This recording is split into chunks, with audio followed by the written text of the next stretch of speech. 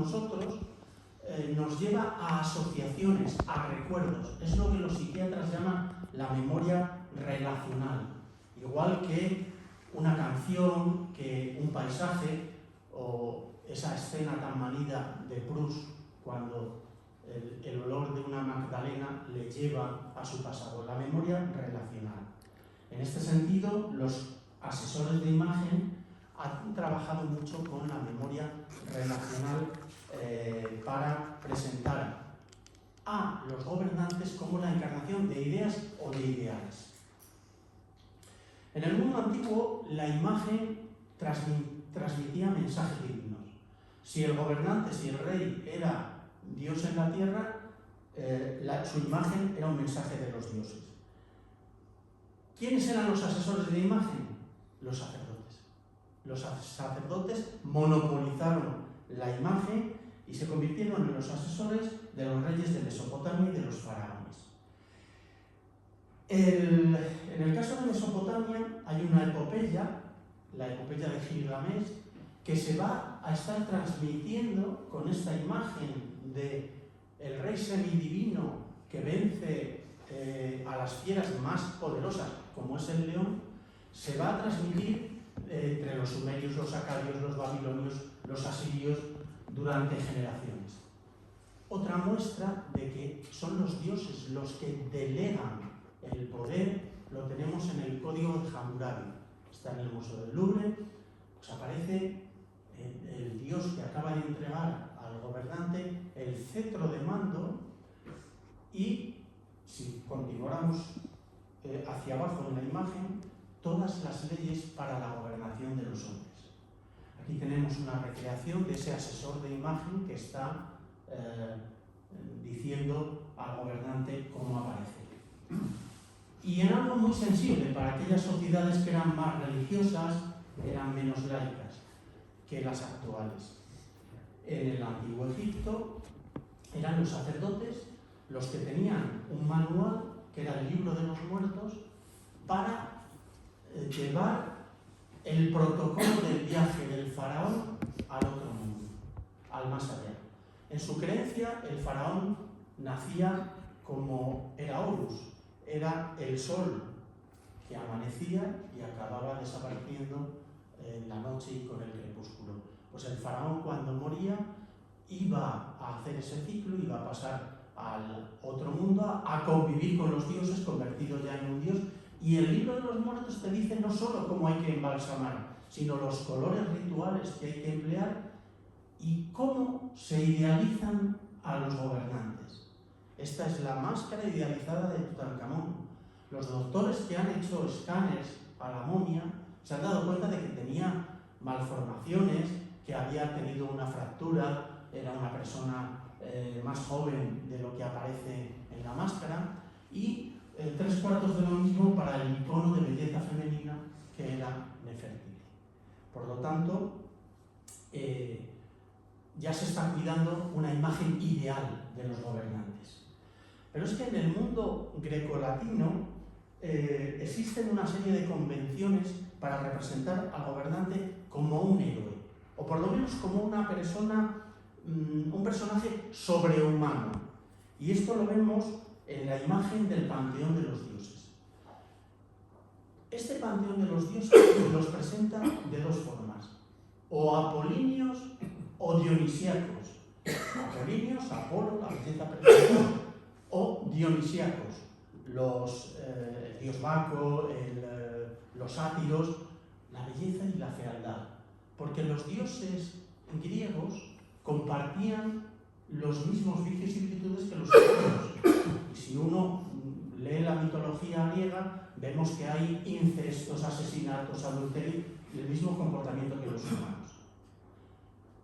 Esto resurgirá en el Renacimiento. Aquí vemos a los dioses grecolatinos pintados por Rafael, pero ¿no les suena a ustedes que tenga continuidad?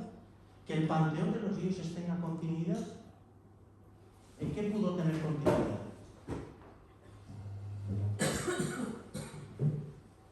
En los santos. Las aureolas, aunque hemos pasado de un politeísmo a un Dios único. Estas hileras de santos que tanto se dan en la religión católica y sobre todo en los iconos de la religión ortodoxa son una herencia del pasado. Pero les quiero hacer otra pregunta. ¿Fue también trascendente esta escultura?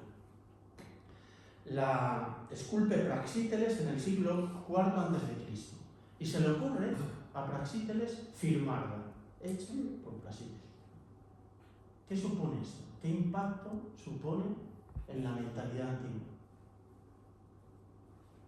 Que la imagen no venía de los dioses, que la imagen la podían elaborar los hombres. Esto es un salto cualitativo en la mentalidad del mundo antiguo. En el mundo romano lo que encontramos son retratos de los emperadores idealizados. A partir de Octavio Augusto, que es el que vemos en la imagen, empuñan o una armadura o la lanza, levantan el brazo en señal de la victoria. Ahora vamos a ver las continuidades de este saludo.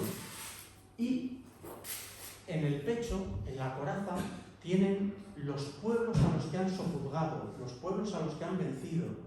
Es realmente una iconografía de la victoria. A veces están acompañados por un personaje como el que vemos pequeñito, que representa la fama, o a veces son mujeres aladas, representa la victoria. Bueno, esto tiene una continuidad hasta nuestros días, hasta el mundo contemporáneo. Aquí pongo a Stalin, pero podíamos ver el saludo fascista, el saludo a la romana en Mussolini, la variante en el saludo hitleriano, Eva Perón, he visto fotos de Eva Perón saludando de esa forma, y de alguna manera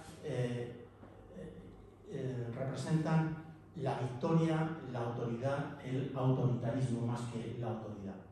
Y otras formas de dar a conocer la propaganda política en una época en la que no había televisión, en la que no había pantallas, eran las columnas, donde aparecen de nuevo los pueblos derrotados, y esta estatua ecuestre, luego volveré sobre ella, de Marco Aurelio. El original está en los museos vaticanos, hay una copia cerca del Ayuntamiento de Roma, donde de nuevo tenemos ese saludo del brazo en alto, pero además montado a caballo. Y en el futuro será siempre, no en las esculturas, sino en las pinturas, será un caballo blanco. Veremos por qué ese color. Bien, con la llegada de los monoteísmos, la imagen pasa de ser profana a religiosa. Pero es que la representación de Cristo o de la Virgen con el niño Jesús, sentados en majestad, con la aureola, como los emperadores romanos, con el niño Jesús que tiene en la mano la bola del mundo. A estos coloquialmente se les llamaba los niños de la bola. Los niños, habrán oído la expresión, pues no dejaban de estar representando las poses de los emperadores.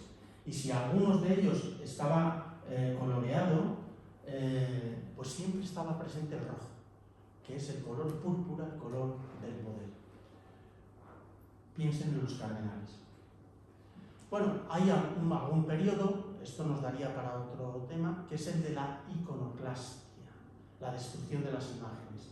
La más conocida, la lucha que hubo en Bizancio entre iconoclastas, iconódulos, los partidarios de la imagen, los que consideraban que eran falsos ídolos, pero esto se va a repetir con calvinistas, con Savonarola, y en la actualidad ya estamos viendo cómo de vez en cuando en Estados Unidos y en América Latina se derriban la estatua de Colón o la de Cervantes. La iconoclastia en el pasado fue religiosa, en la actualidad también es laica. Solo añadir una cosa antes de abandonar la imagen. Hay una iconoclastia y hay también una cromoclasia, que es la fobia a los colores. Y esto se dio mucho en la ruptura de la cristiandad entre los luteranos y los católicos. Pues bien, hemos visto que de las imágenes profanas del poder han pasado al mundo religioso y ahora hacen el camino a la inversa. Los reyes empiezan a imitar a los políticos y los reyes en particular empiezan a imitar a los religiosos y aparecen con la espada, con el cetro, con el orbe terrestre. En definitiva, como se presentaba la imagen de Cristo en majestad. Los príncipes, aquí vemos por ejemplo a Felipe II y a Carlos V, y tienen todos estos atributos. Tienen el orbe terrestre, la espada, el bastón de mando, la bengala, que es el bastón militar, de mando militar, el armiño, que es la tela de la excelencia, las cortinas rojas, el rojo color del poder. ¿Y cómo hacían la propaganda? Porque estos cuadros solo se veían en palacio. Pues a través de las monedas y de las medallas. A través de las monedas y las medallas. Esto ha llegado hasta nuestros días. Hemos visto las monedas de uso corriente a los mandatarios de cada momento. Esta le tengo un cariño especial porque representa al emperador Juan VII de Bizancio, que vino en 1427-28, vino a Occidente para celebrar un concilio, el concilio de la unión de las iglesias. Quería, no solo él, sino el Papa de Roma, unir de una vez por todas a católicos y a ortodoxos. En realidad, él venía más bien a advertir del peligro turco. Se estaba dando cuenta de que los turcos avanzaban en Asia Menor y que estaban rodeando Constantinopla. Entonces, en la Florencia del Renacimiento, un orfebre llamado Pisanello acuñó la primera medalla después de 500 años sin medalla. Y se dieron cuenta de que era un instrumento de propaganda política muy poderoso, porque convertido en moneda circulaba entre todos los súbditos. Damos un salto hasta el Renacimiento y vemos a los mandatarios, a los gobernantes, cultivando la figura del héroe. Aquí tenemos a Carlos V dominando el furor. De esta escultura hay dos copias. La hizo un escultor italiano, Pompeio Leoni, luego siguió la labor su hijo, porque saben que en el bronce, a la cera perdida, primero se elabora y luego hay que derretir la cera que está dentro de la figura. Bueno, hay dos. Una está en el Palacio Real, bajo la cual se firmó el Tratado de Adhesión de España a la Comunidad Económica Europea, como si fuera una alegoría de Carlos V, fue el precursor de la unidad europea. Y la otra está en el Museo del Prado. Bueno, pues ven ahí la figura de un héroe. La figura de un héroe, parece el dios Marte, empuña la espada, tiene una cadena y tiene a sus pies al enemigo derrotado. La escultura se va a ir llamando Carlos V domina el furor protestante, Carlos V domina el furor turco, Carlos V domina, según los enemigos a los que fue venciendo. Bueno, ¿qué tiene de particular esta escultura? Que se puede desnudar. Se le puede desnudar. Y entonces, si por fuera es Marte, por dentro es Hércules. Sigue siendo una persona vigorosa en la plenitud de la vida, con los atributos sexuales remarcados. No con una finalidad erótica, con una finalidad real. ¿Cuál es la principal función de los reyes? En general, tener herederos, que la dinastía tenga continuidad. Seguimos avanzando en el tiempo y al llegar al siglo XVII hay un enfrentamiento entre Francia y España por dividir la hegemonía europea y mundial. Y cada uno de los reyes, Felipe IV en España, al que se le llama el Rey Planeta, Luis XIV en Francia, que se le llama el Rey Sol, cada uno tiene a un primer ministro, que es el conde duque de Olivares, en el caso español, que es Richelieu en el caso francés, que emprenden una política de reputación de sus señores reyes. ¿Cuál es el más poderoso? Y uno construye Versalles y el otro construye el Palacio del Buen Retiro. Y hacen esta alegoría del poder. Aquí vemos a Felipe IV, en esta estatua que está en la Plaza de Oriente, cabalgando por el cielo de Madrid. Por cierto, el estudio es la primera estatua donde el caballo está de manos, donde todo el peso recae en las patas traseras. El estudio lo hizo Galileo, para que el peso reposase en la parte trasera del animal y fuese más ligero en la cabeza. Y así se hacía retratar Luis XIV. Volvemos a tener el bastón de mando y la cortina roja, la cortina púrpura del poder y el manto armiño eran posturas grandilocuentes. Todo esto da un giro tremendo con la Revolución Francesa. Cuidado, un giro tremendo, pero van a ver que sin olvidar las posturas que hemos visto anteriormente. Este retrato, la muerte de Marat. Marat fue uno de los revolucionarios, empezó en el partido girondino, luego pasó, se radicalizó. De ahí es donde viene la expresión que se utiliza coloquialmente, derechas e izquierdas. ¿Eres de derechas, eres de izquierdas? Los girondinos se sentaban en la derecha y los jacobinos en la izquierda. Viene de ahí y ya se ha perpetuado en los partidos políticos. Pues bien, Marat se fue radicalizando, sacó un periódico que se llama El Amigo del Pueblo y así le conocían por la calle, El Amigo del Pueblo. Tenía un problema en la piel y entonces tenía que darse baños diarios y en esos baños escribía y tal. Bueno, pues Jean-Louis David, que es un pintor arribista, es de los que sobreviven a todos los regímenes políticos. Aquí retrata a este, pero luego lo vamos a ver retratando a Napoleón y así estuvo hasta el final de sus días. Marat es asesinado por una joven provinciana, Carlota Corday, que se desplazó desde la capital de la provincia a París exclusivamente para asesinarle porque había empezado el régimen de terror. La guillotina no paraba de segar vidas y segar cabezas. Esto llegará a su paroxismo con Robespierre. Hay una caricatura en tiempos de Robespierre que circulaba clandestinamente. Pensemos que entonces buena parte de la población no sabía leer. Entonces circulaba clandestinamente y era Robespierre guillotinando al último verdugo de Francia. Se había matado a tanta gente que al final era él el que guillotinaba al verdugo. Bueno, pues es la representación del revolucionario como un mártir. Esto está copiado del cristianismo. Es un mártir. Ha sufrido martirio por la causa, por la revolución. Y el giro total se da aquí, Napoleón. En las distintas etapas de Napoleón Bonaparte, cuando empezó a ser un general victorioso, a lomos de un caballo blanco, luego se convirtió en emperador y finalmente sufrió la derrota y el exilio tras Waterloo. Bueno, aquí le vemos en la figura tradicional de un emperador. Nos parece Marco Aurelio, el que hemos visto antes, pero es que pronto pasa a emperador coronado, con los atributos de un emperador romano. El manípulo, la espada, el armiño y algo muy importante, que es lo que han heredado los políticos actuales, el gobernante burócrata.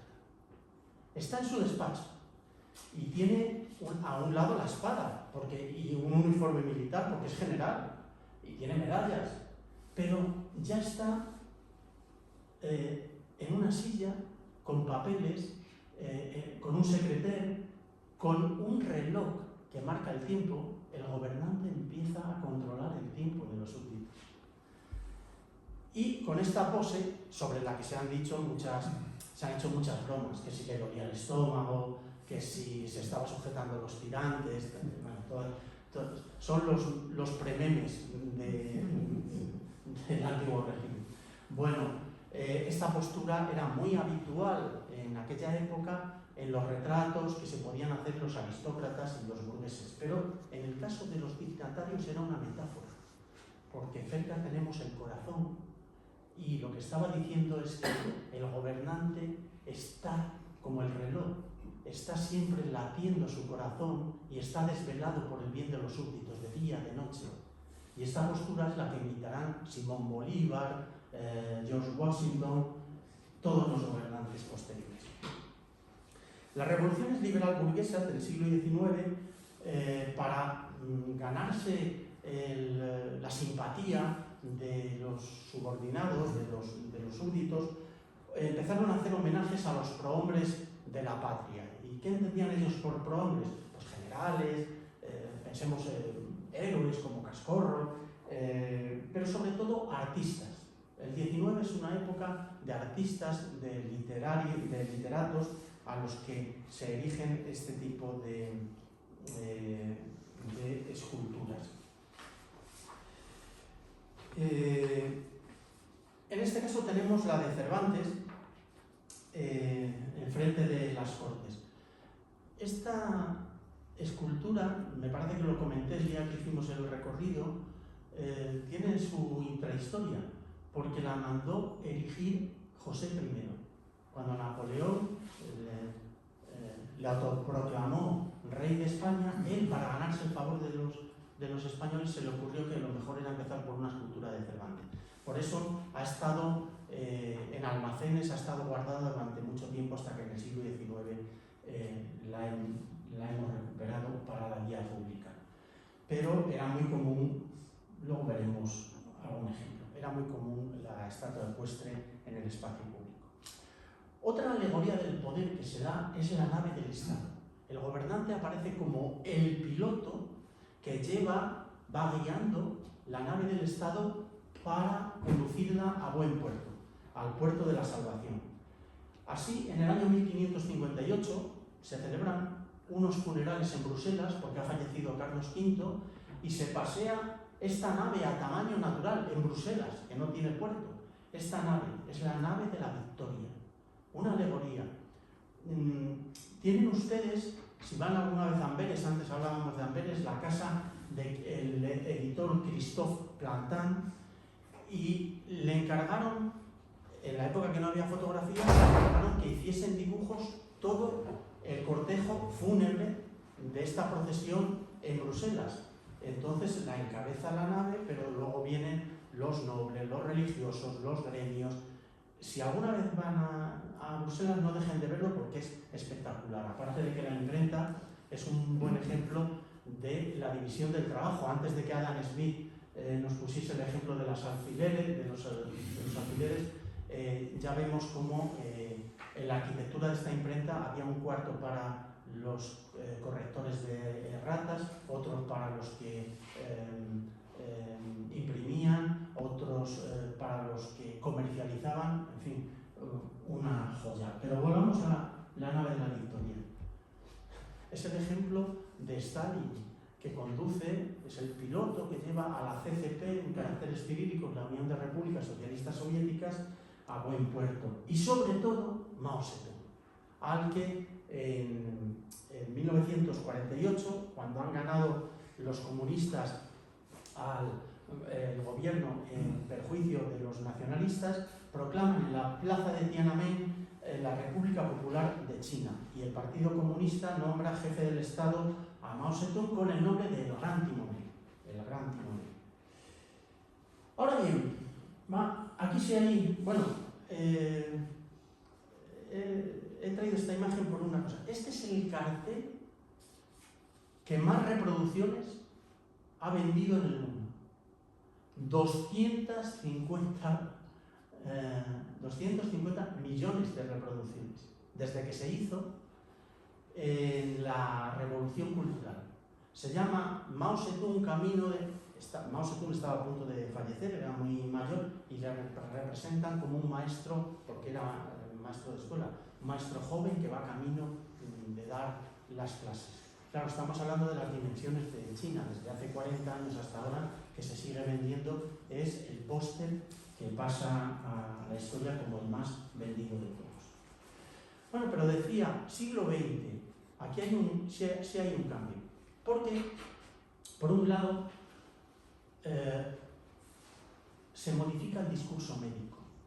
Hay un libro que les recomiendo de un autor que se llama Vigarello, se escribe con V, Jos Vigarello, es franco-italiano, que se llama Historia de la grasa. Y es un estudio en torno a la gordura o la delgadez en cada momento histórico, cómo ha sido considerado. Entonces, hasta el siglo XIX, finales del XIX, la gordura era un síntoma de estatus, de que tenías dinero para poder comer frente al hambre que pasaban los campesinos o los obreros de la Revolución Industrial. Pero en el 19 los médicos se dan cuenta de que la obesidad va asociada a determinadas enfermedades y cambia el discurso médico. Y también se inventan los deportes. Finales del 19, Inglaterra, Francia. Los deportes se inventan para que deje de haber muertos por duelos de muerte, con espada o con pistola. Entonces, vamos a crear determinadas actividades como el boxeo, que inicialmente era de aristócratas y ahora es un deporte popular, como el fútbol, que inicialmente también era de élites y ahora es popular. Porque el gobernante quiere aparecer como un deportista, porque practicar deportes es sinónimo de salud. Y uno aventajado en su época fue Mussolini, que hacía esas caminatas por la playa y cabalgaba y siempre se mostraba en sus comparecencias públicas con un estado saludable. Esto va a ir evolucionando, ¿eh? Hay otros dirigentes que una de las formas de manifestarse las imágenes del poder es infundir miedo. Hay otros dirigentes que se dan cuenta de que además del deporte, la imagen es muy potente. Es la época en la que Goebbels está inventando la propaganda política y vemos aquí Hitler con el Espíritu Santo sobrevolando. El Espíritu Santo parece un Stuka.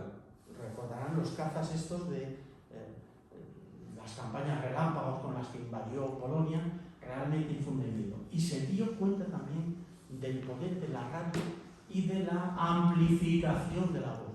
Él ensayaba los discursos en casa, delante de un espejo, los gestos, y luego le preparaban en las concentraciones, en los mítines, le preparaban unos altavoces potentes. Y encargó a una directora, Leni Riefenstahl, la película El triunfo de la voluntad, que es el cartel que tenemos y uno de los fotogramas, donde recogía una concentración que tuvo lugar en Nuremberg, en el apogeo del poder nazi.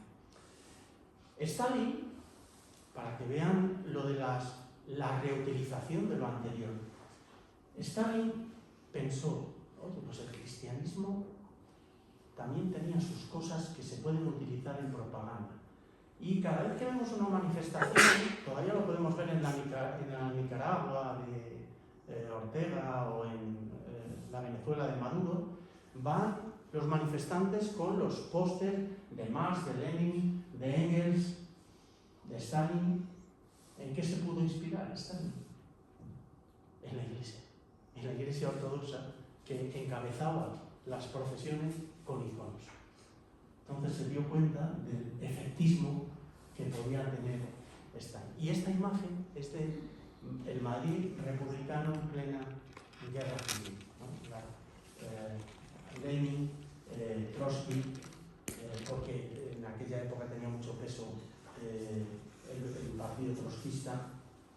Y bueno, correspondió a la etapa en la que la injerencia del KGB provocó una guerra civil dentro de la guerra civil en el bando republicano. Otra forma de presentar el poder de los regímenes socialistas es a través del estajanovismo, el trabajo a destajo de los obreros, de los proletarios.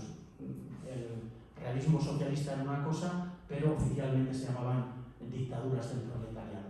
O el muralismo que desarrolló Diego Rivera sobre la conquista de América y que forma parte de la leyenda negra.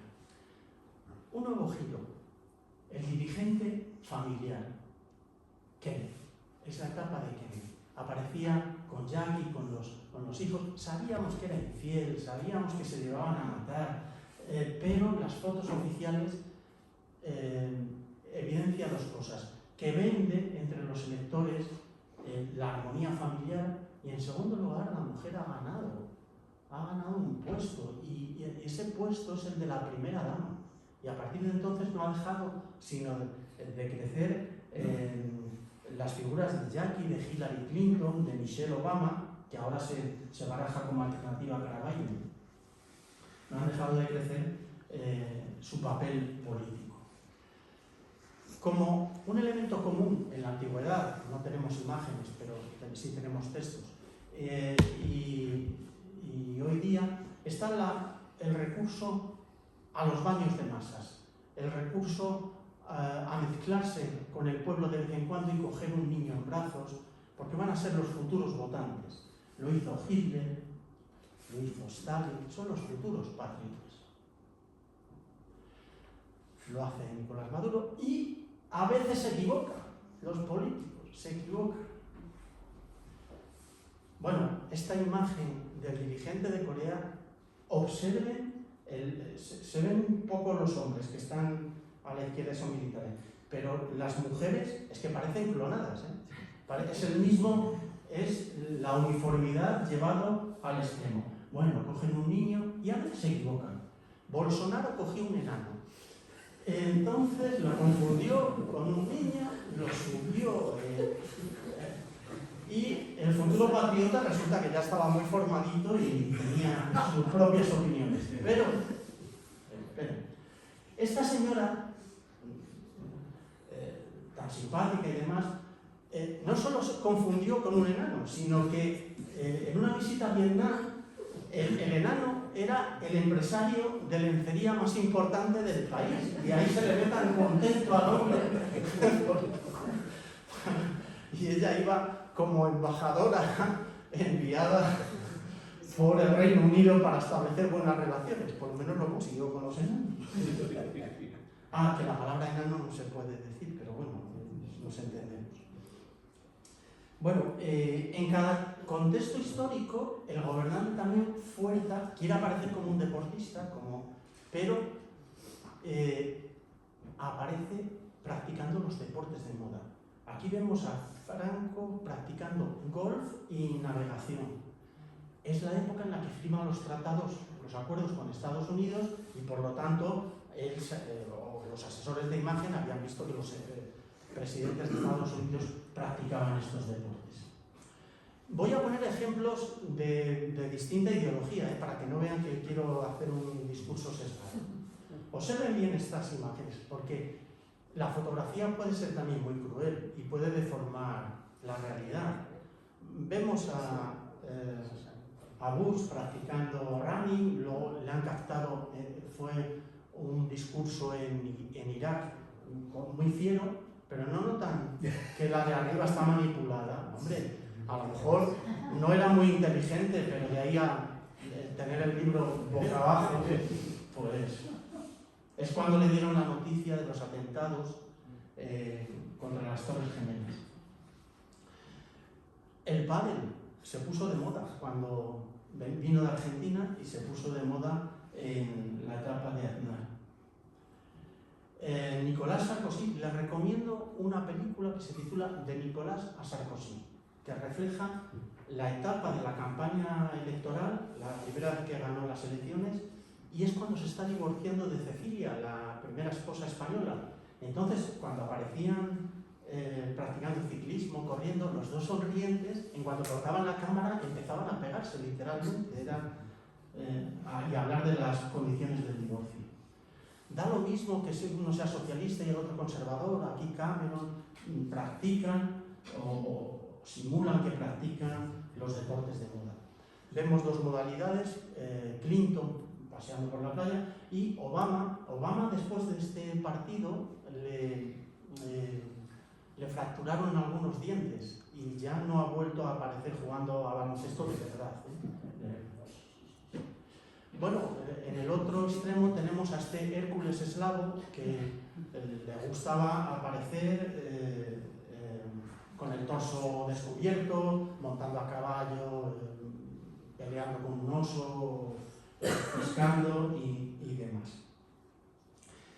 Esto es bastante reciente.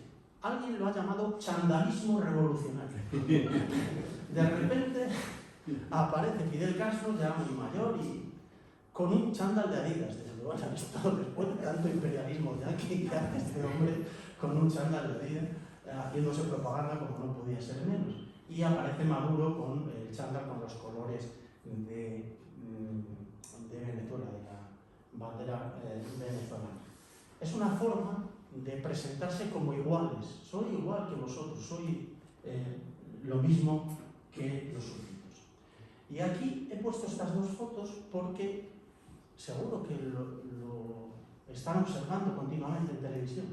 Los políticos tienen esta, y ahora hablo de políticos democráticos, tienen esta doble vestimenta.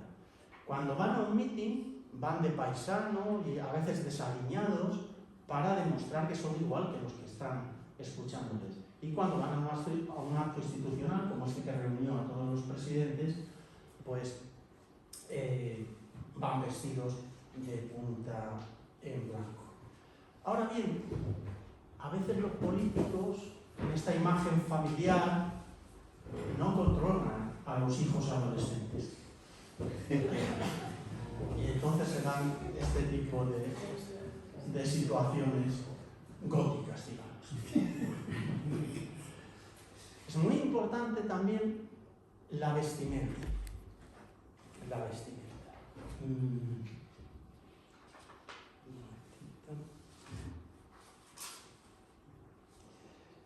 Les quería leer dos fragmentos, para que vean que la forma de aparecer no es una invención moderna. En la enciclopedia, la de Diderot y d'Alembert del siglo XVIII, decían: en todas las épocas, los que han gobernado han utilizado la pintura y la escultura para inspirar en el pueblo los sentimientos adecuados. O sea, que hay esa conciencia de presentarse de una forma determinada para seducir al pueblo.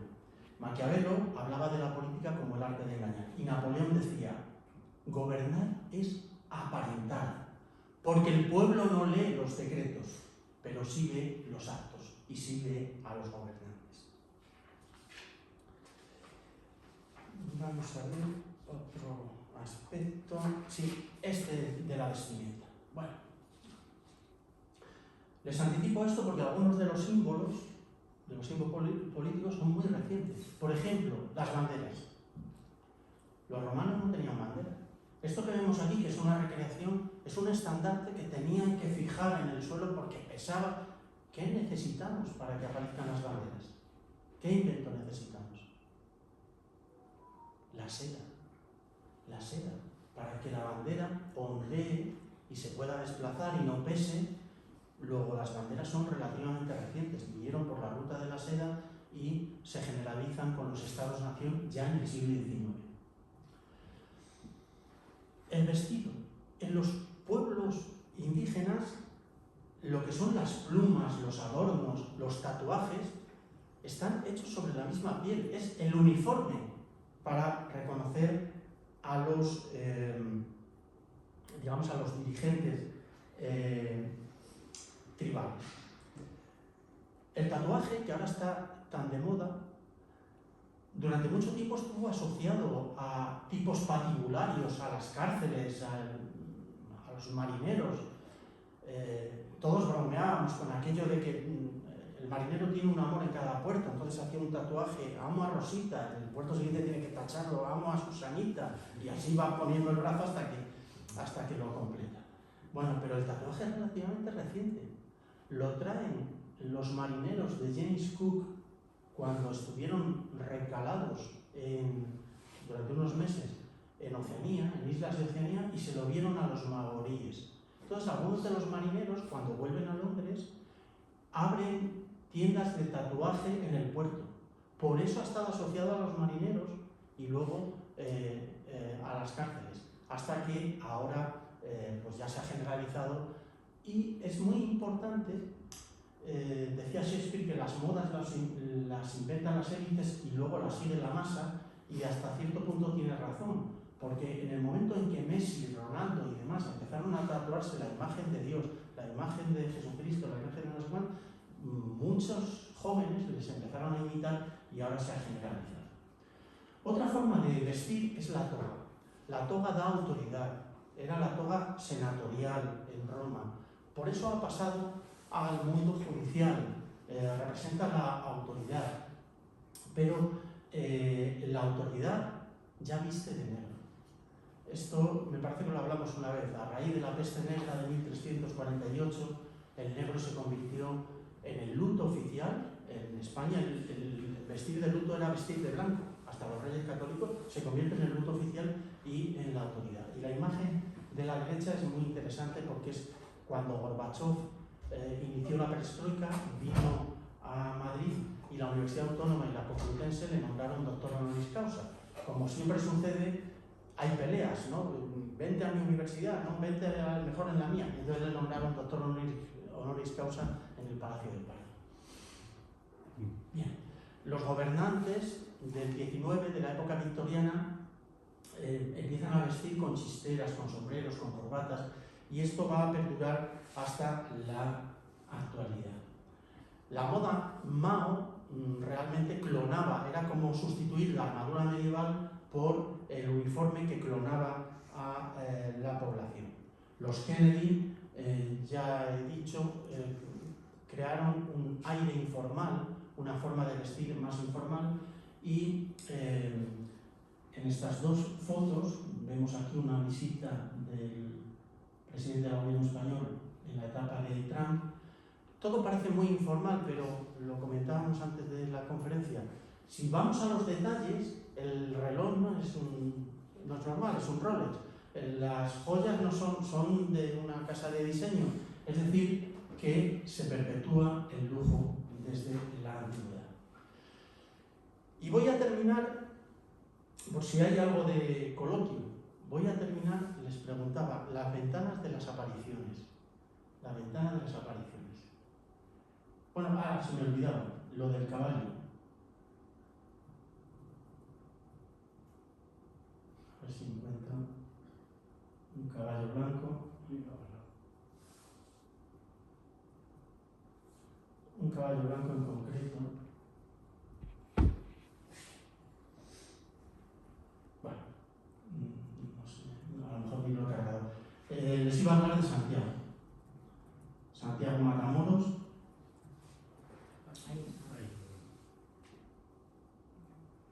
Pero no Santiago, ¿no? No.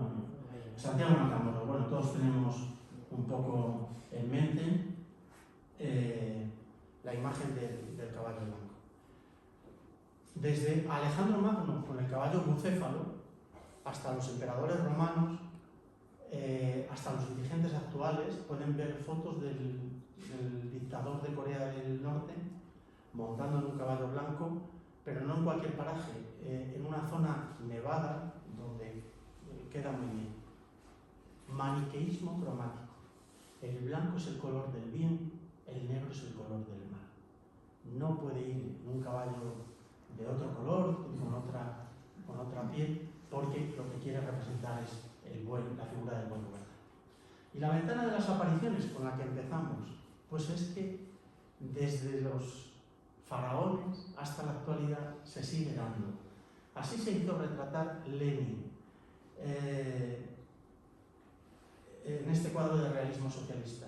Las masas están debajo y él de vez en cuando aparece en la ventana y se produce ese fenómeno que he descrito antes de está primero en altura y es como un dios, ¿no? Me está deslumbrando. Y fíjense en la cortina, es púrpura, roja, el color del poder. Pero es que además en el caso ruso, el rojo pasó a ser el color político, porque rojo en ruso es bonito. La Plaza Roja de Moscú es la plaza bonita. Muy conocida las apariciones de Mussolini en la ventana del Palacio del Hotel Venecia, que está en la plaza de Vittorio Emanuele II. En este caso lo hace junto a Hitler en una de las visitas oficiales en el año 37, antes del estallido de la Segunda Guerra Mundial. Todos los domingos, la ventana de las apariciones. El Papa pronuncia la bendición Urbi et Orbi desde una de las ventanas o desde los balcones. En los regímenes democráticos, cuando uno ha ganado unas elecciones, sale a la ventana de la sede del partido o del hotel que ha alquilado por eso los pongo de distinta coloración política. La coronación reciente de Carlos III. Fíjense que en un primer momento, después de ser coronado, está saludando solo con la reina y unos pajes. Solo en última instancia es cuando apareció el resto de la familia. Y para los problemas que le han dado, mejor que no hubieran aparecido, pero bueno, ¿cómo será lo de las coronaciones? Hubo un momento mágico en la coronación y digo bien lo de mágico, de Carlos III y de la reina Isabel.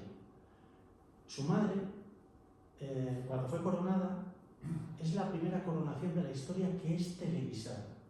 Se le ocurrió al duque de Edimburgo, le dijo: las clases medias inglesas ya tienen un televisor en casa, estamos en el año 56, ya tienen un televisor. Sería una propaganda estupenda para la monarquía entrar en los hogares.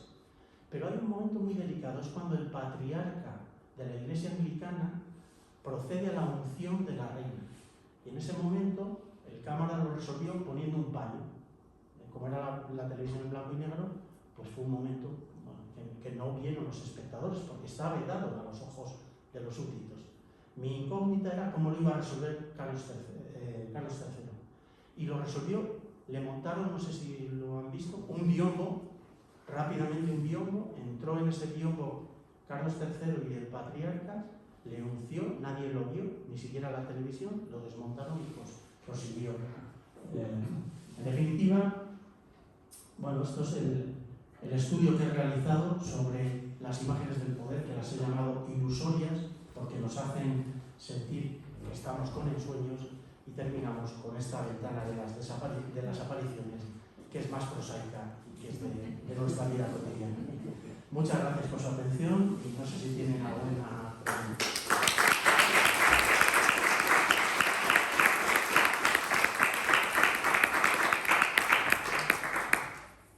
¿Hay alguna pregunta, alguna cuestión?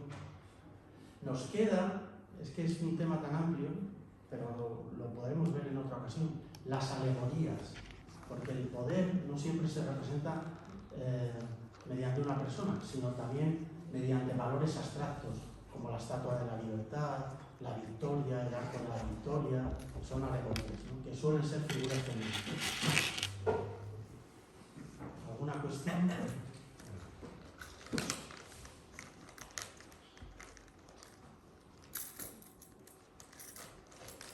Yo tengo interés en saber si lo que usted estaba explicando, sobre todo en la antigüedad, que si los asesores de imagen, todo esto, en fin, esa especie de montaje para convencer a la gente, ¿no?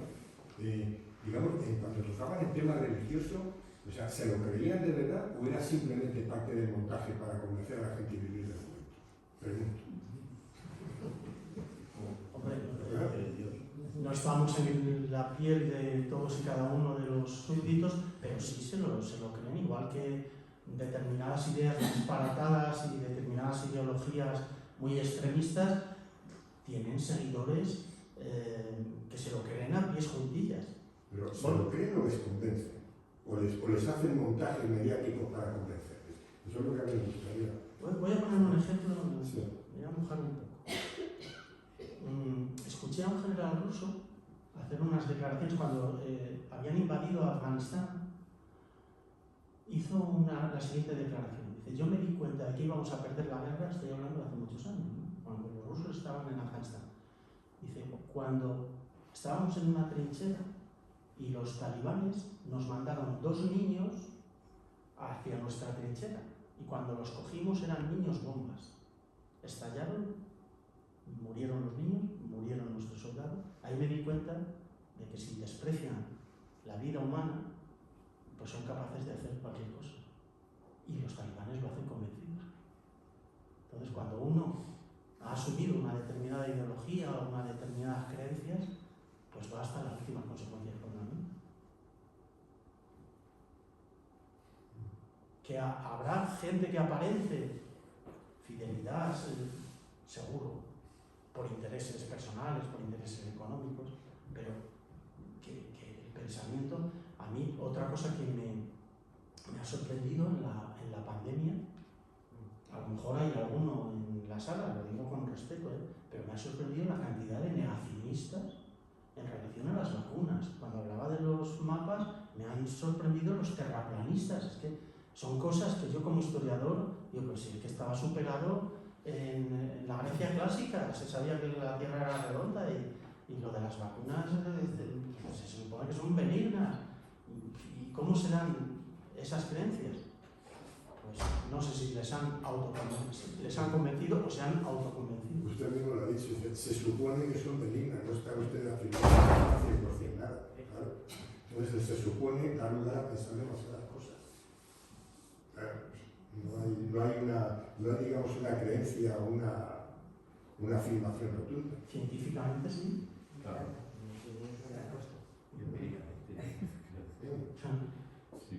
Científicamente está muy claro que las vacunas han sido una mejoría fenomenal para toda la humanidad. Sí. O sea, de eso no hay ninguna duda. Eso está demostrado. Otra cosa, claro. O sea, es que hay cosas que igual que está demostrado que la Tierra es redonda. El que se crea que es plana, pues yo qué sé.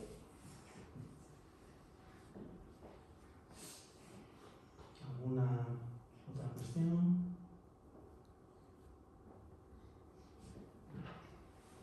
Pues muchas gracias, Pedro.